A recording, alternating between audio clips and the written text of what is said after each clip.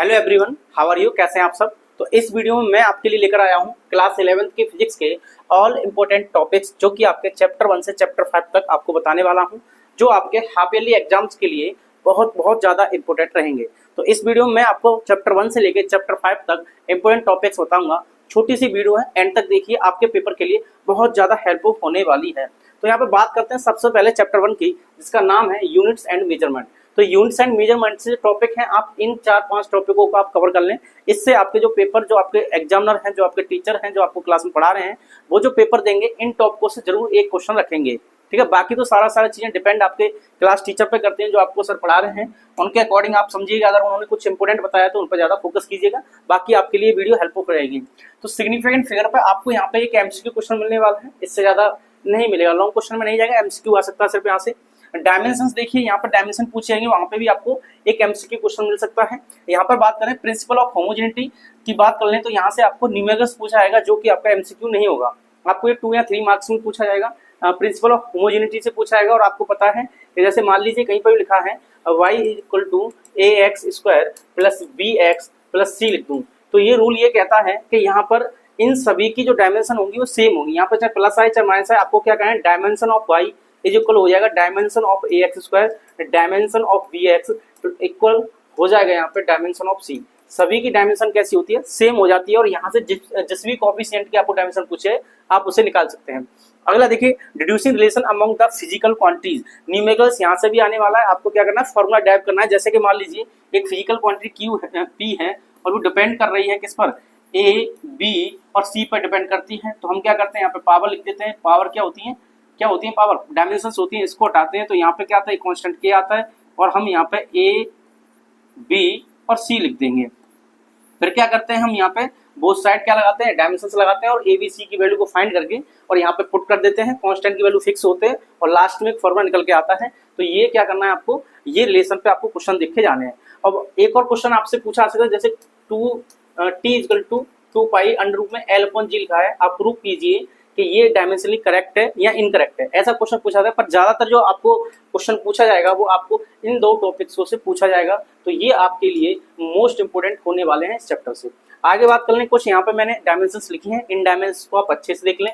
यहाँ पे इसको लिख दें मोस्ट इंपोर्टेंट, आपके पेपर के लिए ज्यादा इंपोर्टेंट है। आपके टीचर यहाँ से क्वेश्चन को आपको देने वाला है, और यहाँ पर ये वाला जो है वंडरवाल गैस समीकरण जो होता है, वंडरवाल इक्वेशन जो होती है फॉर गैस के लिए, ये आपको अच्छे से देख के जाना है। इसमें आपको पूछेगा, ध्यान सुने, इसमें वंडरवाल्स इक्वेशन, वंडरवाल इक्वेशन को आप 100% इसको देख आए, यहाँ से क्वेश्चन आना ही आना है। ये बहुत ज्यादा इंपोर्टेंट होता है, आईआईटी नीट में भी इससे क्वेश्चन आता है, और आपके पेपर में आने की उम्मीद रहेगी। तो ये क्वेश्चन हैं, कुछ यहाँ पे डायमेंशंस हैं, और ये क्वेश्चन है, आप इसे देख लें और यहाँ से आपको पेपर में मिल जाएगा। बाकी यहाँ पर जो मैंने बताया ये टॉपिक, इसमें कितने क्वेश्चन आपके सर ने कराए हैं उस कॉपी को देखिए, उनमें से उन्हीं क्वेश्चन को अच्छे से प्रैक्टिस कर लीजिएगा, क्योंकि आपको जो पेपर में क्वेश्चन देंगे वो आपके सर देंगे। बाकी देखिए, चैप्टर 2 की बात करें तो चैप्टर 2 में एवरेज स्पीड से एक न्यूमेरिकल आपको मिलने वाला है, पेपर में जरूर मिलेगा। इंस्टेंटेनियस स्पीड एंड वेलोसिटी से भी आप न्यूमेरिकल देखे जाएं, क्या देखे जाए, दोनों से हमें क्या करना है, न्यूमेरिकल देखना है। क्या देखना है हमें, न्यूमेरिकल्स देखना है दोनों टॉपिक पर। और एक और चीज, यहाँ से इंस्टेंटेनियस स्पीड और वेलोसिटी, और अगर बात करें एक्सीलरेशन की तो यहाँ से डेफिनेशन भी आप अच्छे से एक बार देख लें। बाकी देखिए, average acceleration and instantaneous acceleration का ये फॉर्मूला होता है, A = dv/dt। अगर थोड़ा सा टफ पेपर देते हैं तो यहाँ पे आपको इस वाली कंडीशन में आपको वेलोसिटी पूछ लेंगे, और वेलोसिटी पूछने के लिए हमें क्या करना है, यहाँ से dv इक्वल हो जाएगा a dt, और इसका क्या कर देंगे, इंटीग्रेशन कर देंगे, तो ये v इक्वल टू आ जाएगा a dt। यहाँ से आप कर सकते हैं ऐसे। बाकी यहाँ पे बेसिक आएगा, ऐसे एक पोजीशन दी होगी किसी पार्टिकुलर एक्स की वैल्यू, मान लो ये है, मैंने अपने आप लिखा है, ये कोई क्वेश्चन नहीं है, जस्ट एन एग्जाम्पल। तो x की वैल्यू ये है, ये पोजीशन है किसी पार्टिकल की, तो यहाँ से आपसे एक्सीलरेशन पूछा जाएगा, तो आप क्या करेंगे, इसका डिफरेंशिएशन कर देंगे विद रिस्पेक्ट टू t कर देंगे, तो यहाँ से वेलोसिटी लगेगी, अगेन कर देंगे तो एक्सीलरेशन आएगा। ऐसे क्वेश्चन आएगा, और टाइम t = 1 सेकंड 2 सेकंड पर आपको पूछ सकता है। तो ऐसे क्वेश्चन को जरूर करके जाए, यहाँ से आप मोस्ट इंपोर्टेंट लिख दें कि ऐसा क्वेश्चन आपके पेपर में मिलने वाला है। नेक्स्ट बात करते हैं kinematic equations for uniform accelerator motion. तो यहाँ से भी न्यूमेरिकल आने वाले हैं, यहाँ से 100% न्यूमेरिकल बनेंगे। Distance covered in air time, यहाँ से आपका क्वेश्चन आ सकता है, पॉसिबिलिटी है कि यहाँ से आ जाए, वरना इससे बहुत कम देते हैं।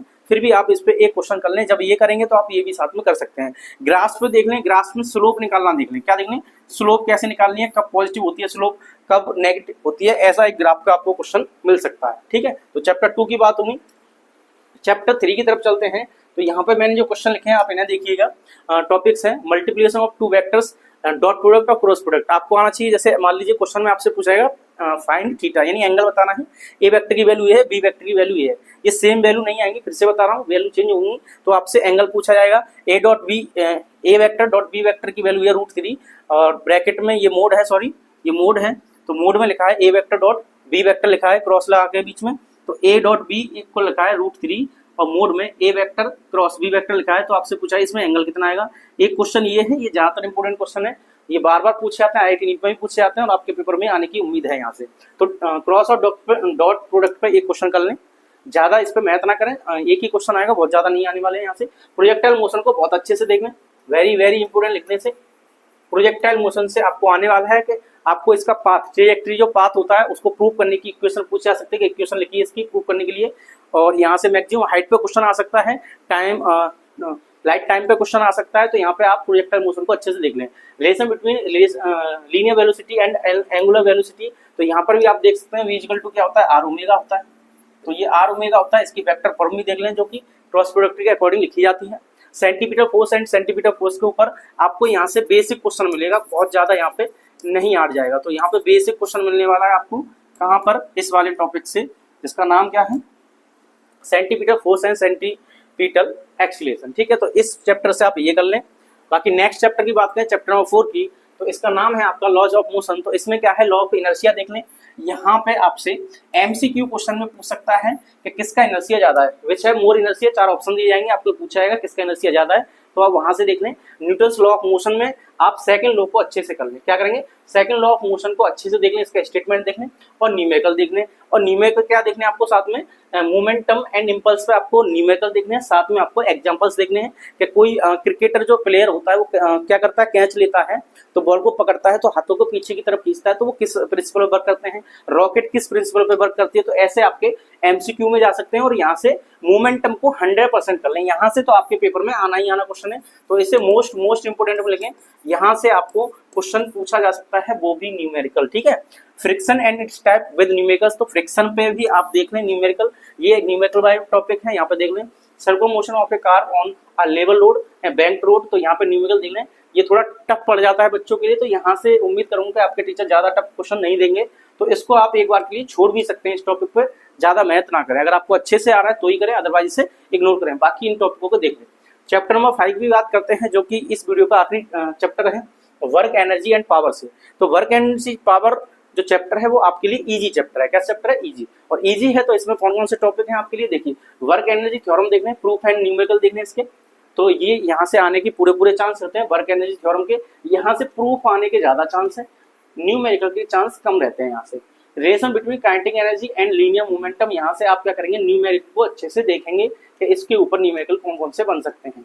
अपनी कॉपी को जरूर देखें, अगर आपके टीचर जो सर हैं उन्होंने क्वेश्चन कराए हैं इस टॉपिक पर, तो उनको ज्यादा फोकस करें कि हो सकता है टीचर आपकी कॉपी से पेपर बना के दे दें। नेक्स्ट है the conservation of mechanical energy, तो आपको ये बताना है मैकेनिकल एनर्जी क्या है, कंजर्व रहती है कब, जब हम किसी भी ऑब्जेक्ट को क्या करते हैं, ड्रॉप करते हैं, कहाँ से, किसी h हाइट से, ये अर्थ है मान लीजिए, अर्थ से h हाइट से ड्रॉप करते हैं, तो यहाँ पर क्या रहेगी, यहाँ पर क्या रहेगी और यहाँ पे क्या रहेगी, ये पॉइंट A है, ये B है और ये पॉइंट C है। तो सभी पे मैकेनिकल एनर्जी क्या है, कंजर्व रहती है, आपको प्रूव करना है। तो यहाँ से आपका ये डेरिवेशन बनेगा, क्या बनेगा, डेरिवेशन। तो इस डेरिवेशन को अच्छे से देखना, इस चैप्टर में ये दोनों डेरिवेशन आपके लिए बहुत इंपॉर्टेंट है। पहला ये वर्क एनर्जी थ्योरम और एक ये the conservation of mechanical energy. ठीक है, तो दोनों को देख लें। The potential energy of A spring, इसका भी डेरिवेशन आने के चांस रहते हैं, पर इसको आप ज्यादा देखें और इसको भी ज्यादा देखें। और यहाँ पे इस पे आप न्यूमेरिकल देख लें।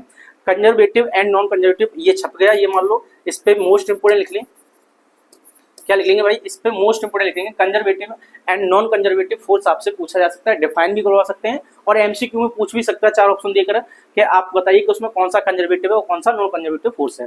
बाकी पावर पे बात करें तो पावर पे आपका बेसिक सा क्वेश्चन आ सकता है। पावर का फॉर्मूला क्या होता है, वर्क डन अपॉन टाइम होता है। तो यहाँ पे देखिए किसी चीज को उठाने के लिए आपको जो पेपर में दिया जा सकता है वो इस फॉर्मूले को mgh पे न्यूमेरिकल आएगा, अगर आएगा तो यहाँ से न्यूमेरिकल आ सकता है, अदरवाइज आपका नॉर्मली क्वेश्चन आएगा। ठीक है, तो यहाँ पे ये जो चैप्टर थे 5 जिसके मुझे इंपोर्टेंट टॉपिक आपको बताने थे, यहाँ पे इतने ही हैं, इसको आप नोट कर लीजिएगा। उम्मीद करिएगा, विश्वास करिएगा इसमें से आपके पेपर में आएंगे। बाकी अपनी कॉपी को देखना ना भूलें, आपकी नोटबुक जो बनाई है उसको अच्छे से देखें, यहाँ पे टीचर ने जो इंपोर्टेंट क्वेश्चन बताए आप उनको भी ध्यान से दें। बाकी इन टॉपिकों में जितने भी न्यूमेरिकल मैं आपको बता रहा हूँ वो न्यूमेरिकल वही है जो आपके टीचर ने आपकी कॉपी में कराए हैं, थोड़ा एक दो उधर उधर देख सकते हैं। ठीक है, तो मिलते हैं नेक्स्ट वीडियो में, पढ़ते रहिए, मुस्कुराते रहिए। जय हिंद साथियों।